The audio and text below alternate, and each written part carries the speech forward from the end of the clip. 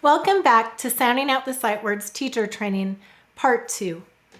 Let's begin by reviewing the phonograms we learned in Part 1. Let's read all the sounds together. S, Z, F, V, E, R,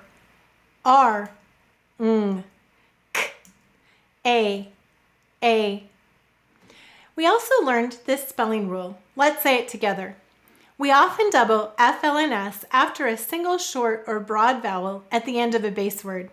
Occasionally, other letters are also doubled. And let's review the definition of a vowel. What is a vowel?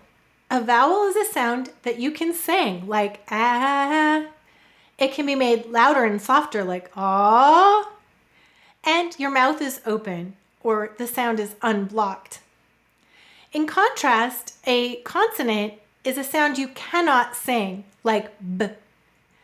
It cannot be made louder and softer, such as f, and it's blocked by your tongue, your lips, or your teeth. Let's begin with Lesson 11, where we left off. Let's step through this lesson together. You'll notice that in this lesson, we are talking about the phonogram E, and we are learning a new spelling rule. You will see both concepts here for you on page 34, and once again, the words that the student will be able to read. The lesson begins with all students. So in the all students section, you will see what to teach step by step. There are 5 steps to lesson 11.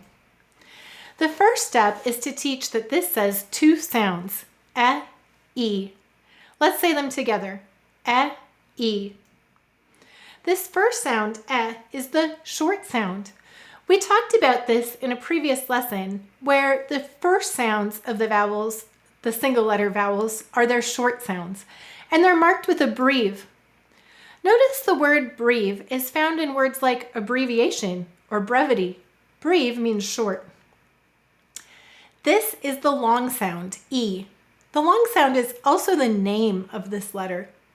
And we mark the long sounds with a line. The line can also be called a macron. So I have a question for you as a teacher. This is not found in the lesson. This is just a curious question I have for you as teachers. What do you think the most common reason is for a vowel to say its long sound? So when I survey teachers across the country, most teachers say silent final E. And that is an actual reason for a vowel to say its long sound, but it's not the most common reason. And I find a majority of teachers don't know the most common reason for a single letter vowel to say its long sound. However, I've set up a little puzzle here for you to discern why does the vowel say its long sound in bagel, bee, total, and human?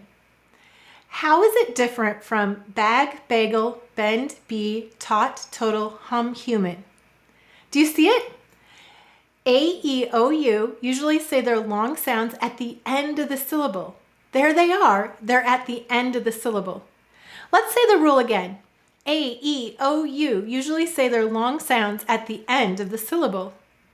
And this is the most common reason for a vowel to say its long sound.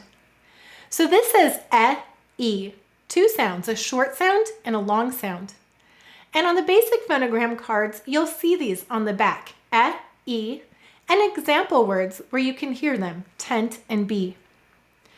Now, when you combine this information that E says 2 sounds and AEOU usually say their long sounds at the end of the syllable, you'll be able to read the Dolch words found in the green column with just the first sounds of A through Z and this information. So you'll be able to read he, be, me, we. There's also extension words, even, began, begin, once again using only the first sounds of A through Z and this concept. You'll also see that there's advanced words, or more words in blue that use words, information from previous lessons. But what if I were to ask myself about this word she? What if I said, I want to teach the students to read she as well? Well, she has E saying its long sound at the end of the syllable. So I could look at lesson 11 and find the upcoming Dolch words. And notice that that upcoming word will be taught in lesson 22 in those orange words. Do you see that? So I could then turn in my book from lesson 11 to lesson 22, and then I could find this word in the blue column. Here's how we can flex these lessons. So notice she is over here in blue, and that means that I'll need to look at it in the blue here. And we will be able to see that we need the information in 22 and in 11.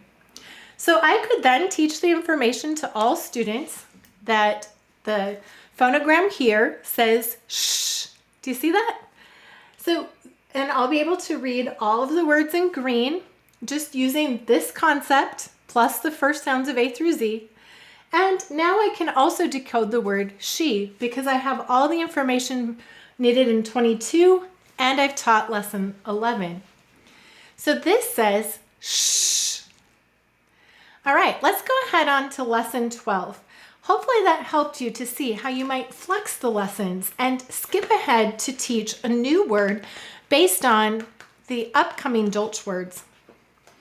In lesson 12, you'll notice that we'll learn the phonogram AEOU, and we will apply spelling rule 4. AEOU usually say their long sounds at the end of the syllable. We will again teach all of the information taught to all students. So that's always your starting point for each of these lessons. And what we learn is that this says 3 sounds, A, O, U. Let's say them together. A, O, U. That first sound, A, is the short sound. The second sound, O, is the long sound. And once again, it's marked with a macron or a line. And this is the name of this phonogram. That third sound, U, is new to many people. The U sound is called the broad sound.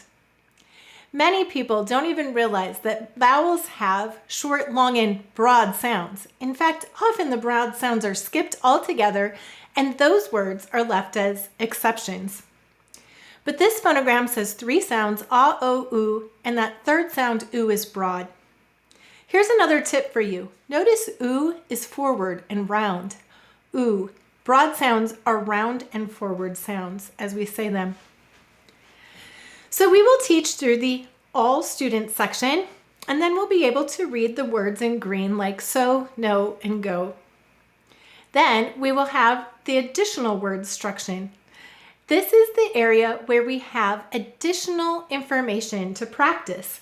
If you're teaching straight through the lessons, continue right on to this section, teaching steps 6, 7, and 8 in this lesson. This information may be review or practice from previous lessons, and it opens up teaching the ability to read and decode all of the words in blue if you're teaching lesson by lesson. So once again, green words, you can use this concept plus the sounds of A through Z. Blue words uses information taught in some of the previous lessons, something in lessons 1 through 11. Now, when we learn this rule, AEOU usually say their long sounds at the end of the syllable, and we apply this to just the phonograms F, E, and A, O, U, we can read he, be, we, she, so, go, and no from the first 100 fry words. Let's go on to lesson 13. In this lesson, I would like you to pause the video and to teach one another.